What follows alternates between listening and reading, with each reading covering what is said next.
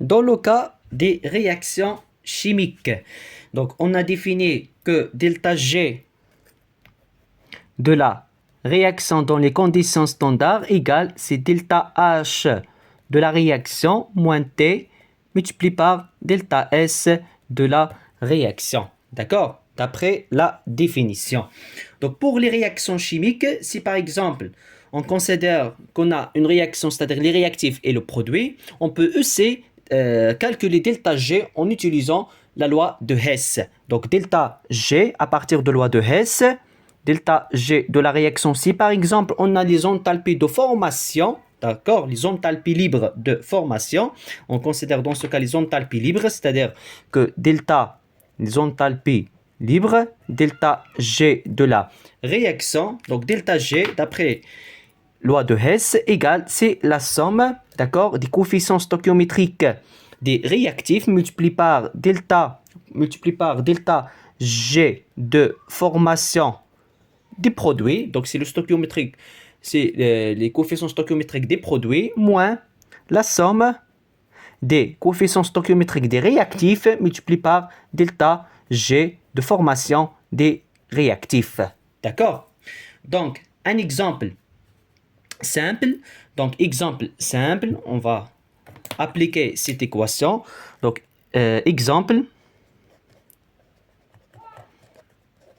Donc, réaction de formation, ou bien, n'est pas formation, mais c'est réaction de monoxyde de carbone gaz plus 2H2 gaz va donner le méthanol, le CH3OH gaz. D'accord? Et on va calculer delta G de la réaction.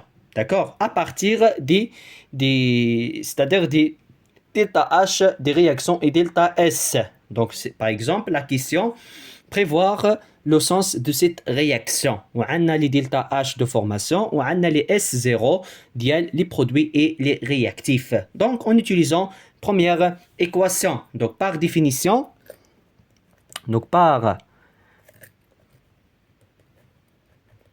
définition, delta G de la réaction égale, c'est delta H de la réaction moins T multiplié par delta S de la réaction. D'accord? On va déterminer delta H de la réaction. Donc, le plus simple, à partir de loi de Hess, c'est on a les delta H de formation. Donc, c'est-à-dire, c'est delta H de formation des produits, CH3OH à l'état gaz, moins delta H de formation des réactifs avec le coefficient stoichiométrique, le monoxyde de carbone gaz, moins 2, multiplié par delta H de formation de H2 gaz. D'accord? Donc, il faut écrire delta H de formation de H2 gaz. 0. D'accord?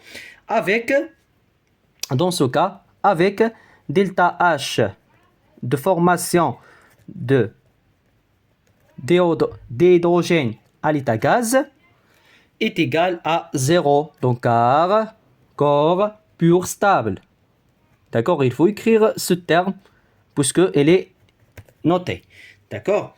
Donc, delta H de la réaction devient, donc delta H de la réaction égale, c'est delta H de formation de méthanol CH3OH gaz moins delta H de formation de monoxyde de carbone gaz. Voilà. Donc, si par exemple on a les valeurs de delta H de formation de méthanol, delta H de formation de monoxyde de carbone gazeux, on peut déterminer dans ce cas delta H de la réaction. Donc si par exemple delta H de la réaction est positif, la réaction est endothermique, d'accord? Delta H de la réaction est inférieur à 0, la réaction est exothermique, c'est-à-dire libérer la chaleur au milieu extérieur. Donc si delta H de la réaction égale à 0, la réaction est athermique, d'accord? De la même façon, on va déterminer delta S de la réaction. Donc delta S de la réaction, par définition, c'est la somme des coefficients stoichiométriques des produits multiplié par S0, n'est pas delta S, d'accord? C'est-à-dire, on va définir dans ce cas, c'est S0, d'accord? C'est S0, l'entropie absolue de CH3 OH à l'état gaz, moins S0 de monoxyde de carbone à l'état gaz, moins 2 multiplié par S0 de H2 à l'état gaz. D'accord? Donc, on a les valeurs c'est-à-dire de S0 de méthanol, de monoxyde de carbone et H2, on va déterminer delta S. D'accord? Donc, on va faire application numérique pour déterminer delta G de la réaction. D'accord? On a delta H de la réaction, delta S et la température d'accord? La plupart des cas, pour première question, à 25 degrés C, c'est-à-dire 298 Kelvin. D'accord? Le plus important, les unités. Parfois, delta S en calories ou delta H de la réaction en kilocalories. Ou bien l'inverse. Dans ce cas, il faut multiplier par 10 à la puissance 3 ou bien 10 moins 3. D'accord? Donc si on, c'est-à-dire delta H, delta S, on va delta G. Si delta G par exemple, il est négatif, la réaction elle est spontanée dans le sens 1, c'est égal à 0, elle est en équilibre. Si delta G est supérieur à 0, la réaction dans le sens 1, elle est impossible. Voilà, donc هذا هو le plus important dans ce cas. Donc il reste l'équation de Gibbs-Helmholtz. Donc on va faire la démonstration de l'équation de Gibbs-Helmholtz.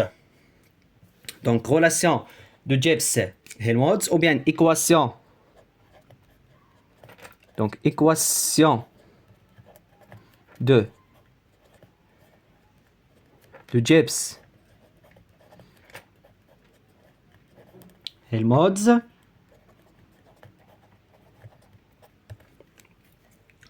Donc, on a exprimé la variation de G par rapport à T et la variation de G par rapport à P. D'accord? Donc, à partir de D de G, c'est-à-dire la variation de G par rapport à T, on va, c'est-à-dire en Oslo, l'équation de Gibbs-Helmholtz. D'accord? Donc, si la pression constante, on a trouvé que la variation de G par rapport à T égale c'est moins S. Et si la pression constante, dans ce cas, l'équation devient c'est D de G sur D de T égale c'est moins S. D'accord? Donc, on va exprimer, c'est-à-dire, voilà, l'expression, on va introduire le delta, la variation. Donc, dans ce cas, devient c'est D de delta G sur D de T égale c'est moins delta S. D'accord? Donc, à partir de cette équation, si par exemple, donc, Naya, la question qui dit est-ce que la réaction elle est possible lorsque, par exemple, on augmente la température? D'accord? Ou bien on diminue la température. C'est-à-dire qu'il faut prévoir le sens de la réaction. D'accord? Quand on a delta G fois la température, on va prévoir la réaction possible et la température ou bien s'arrêter la température. Donc, à partir c'est-à-dire de cette expression, d'accord, quand on a la valeur de delta S, on considère que delta S elle est indépendante de la température, d'accord, ما كتعملش الكالكول, c'est-à-dire كتعمل une interprétation simple. Donc si par exemple, donc عطاونا هاد la question وغنعتبروا بان delta S, donc si premier cas, donc si delta S de la réaction elle est supérieure à 0, c'est-à-dire انا حسبت delta S وجبرتها elle est supérieure à 0. Donc si delta S supérieur à 0 مع هاد le signe moins, c'est-à-dire هاد le terme D de delta G sur D de T elle est inférieure à 0. Donc ceci implique que D de delta G sur D de T elle est inférieure à 0. Donc delta S انا حسبتها جبرتها positif مع le signe moins, c'est-à-dire négatif, implique que ce terme elle est négatif. D'accord? Donc si par exemple le terme négatif on augmente la température, c'est-à-dire que la température augmente, et si la température augmente implique que D de T, la variation de la température EC augmente. D'accord? Donc هنايا شنو عملت؟ اعتبرت بانني عطاوني هاد لا كيسيون وان دلتا اس حسبتها وجبرتها بوزيتيف مع هاد لو سي موان implique que ce terme elle est négatif وكيقول لك si augmentation de la température favorise cette réaction. C'est-à-dire, on a augmentation de la température implique que هاد التيك positif ولكن هاد le terme كامل négatif. Ceci implique quoi? Implique que D de delta G il est inférieur à 0. Donc ceci implique que D de delta G il est inférieur à 0. D'accord? Ou si par exemple D de delta G il est inférieur à 0, implique que delta G de la réaction il est inférieur à 0. D'accord? Donc, أنا إذا كبرت لا تمبيراتور في هاد لي كونديسيون اللي عندي مع دلتا اس إلي بوزيتيف عطاتني بأن دلتا جي دو لا رياكسيون إلي انفيريور à 0. C'est-à-dire شنو غنقول لا رياكسيون إلي بوسيبل دون سو كا. داكور؟ c'est-à-dire إذا كبرت أنا لا تمبيراتور مزيان في هاد لي كونديسيون جبرت بأن دلتا جي دو لا رياكسيون إلي بوزيتيف. دونك ceci implique في هاد لي كونديسيون que la réaction إلي possible. يعني إذا كبرت la température la réaction غيكون عندي possible. Donc deuxième cas, si par exemple, donc نعملو le deuxième cas, si par exemple delta S de la réaction elle est inférieure à 0. D'accord? C'est-à-dire أنا حسب delta S وقال لي indépendant de la température et le signe de delta S il est inférieur à 0. Donc هذه négatif مع le signe négatif positif. Ceci implique que D de delta G sur D de T, elle est positive. Donc, ceci implique que D de delta G sur D de T, elle est supérieure à 0. Et de la même façon, on a augmentation de la température. C'est-à-dire que T augmente. Ceci implique que D de T augmente. On a le calcul pour la question. On va voir les exercices. Donc, ceci implique que T كتكبر, le terme positif. Ceci implique que D de delta G, elle est positive. Donc, ceci implique que D de delta G, elle est positive.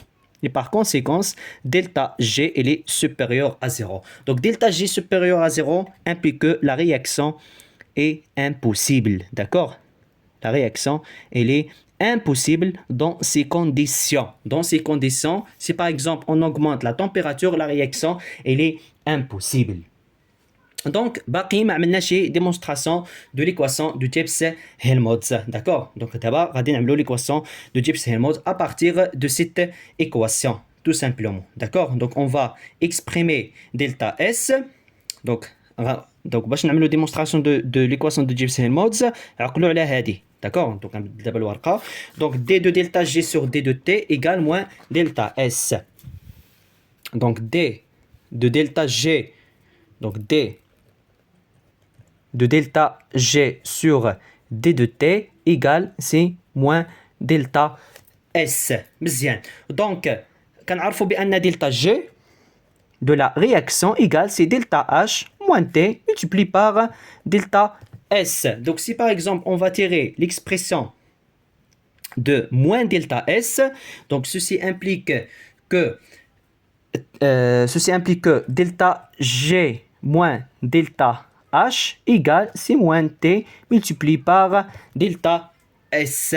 مزيان. Donc, si par exemple on divise par T, on divise par T et on multiplie par moins. Donc, delta S égale à quoi? C'est delta H moins delta G sur la température. Donc, delta S est égal, c'est delta H moins delta G sur T. Donc, l'équation de Gibbs-Helmholtz, donc c'est D de delta G sur D de T égale à quoi? Égale, c'est moins delta S. Le signe moins avec delta S égale, c'est delta H moins delta G sur la température. Voilà. Donc, c'est l'équation de Gibbs-Helmholtz. ولكن l'application le plus important هي اللي عملنا قبل l'équation de Gibbs-Helmholtz. Donc, هاد la question دايما كتكون في les examens. Et bon courage.